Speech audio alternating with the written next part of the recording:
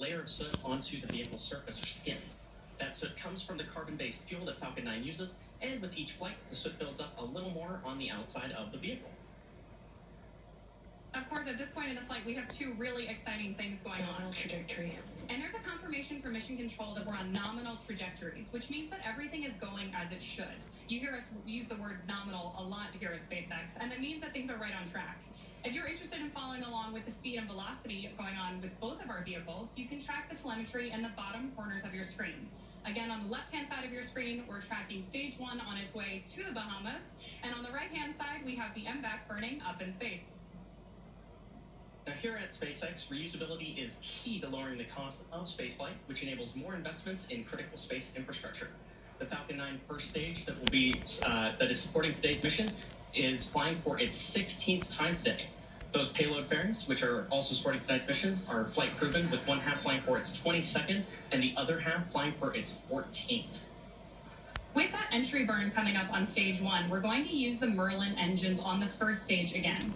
Those engines are optimized for sea level and achieve about 190,000 pounds of thrust each during ascent and descent.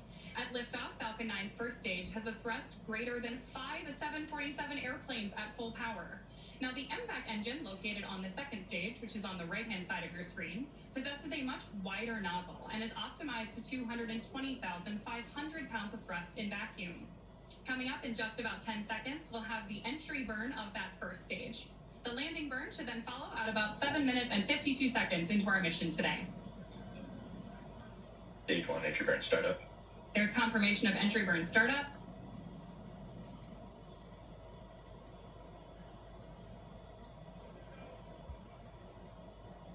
Expecting about 10 more seconds on this burn.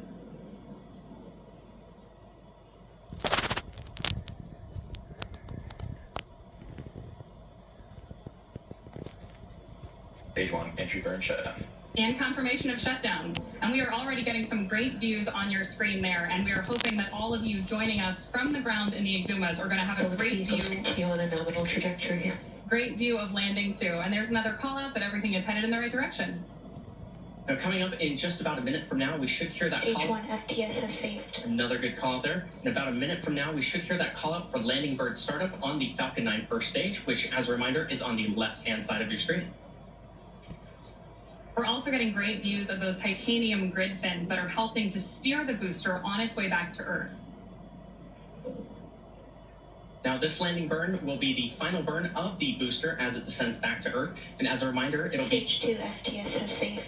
Another good call out there. As a reminder, it'll be doing this for the 16th time today. Stage 1 transonic. And good call out there that stage 1, the booster on the left-hand side of your screen, is now transonic. Now, coming up in just about 20 seconds, we should see that landing bird startup on the first stage. And just in case you are just joining us today, this is particularly exciting because this is about to be the first international landing of a first.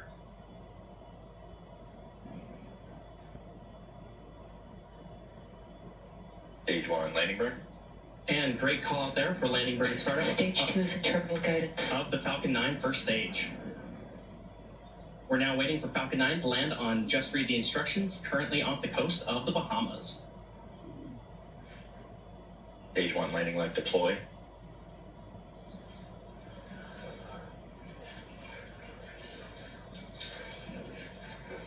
Stage 1 landing confirmed. And there you heard that call out for successful landing of our Falcon 9 rocket. And you can hear the cheering behind me. Welcome to the Bahamas, Falcon 9. Now, as a reminder, this was the 16th launch and landing for this first stage. And meanwhile, that second stage is on track to complete the rest of its mission today to deliver 23 Starlink satellites to low Earth orbit. That will bring to a close our coverage of SpaceX's 21st launch of the year and 234th Starlink mission to date.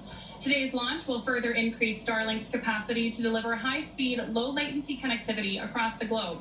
Streaming, video calls, online gaming, remote working, and more are now possible in even the most remote locations, thanks to the world's most advanced internet system. And we're excited to continue working with the Bahamian government on this mutually beneficial partnership, and we look forward to many more drone ship landings off the coast of the Bahamas for Falcon. To learn more about Starlink, visit starlink.com. And if you're interested in even more launch coverage, be sure to check out spacex.com/launches and follow us at SpaceX on X for the most up-to-date information. We want to thank the Bahamian government for their partnership. We also want to thank the Eastern Range and the Federal Aviation Administration for their support. And of course, thank you to our viewers for tuning in. We'll see you again real soon.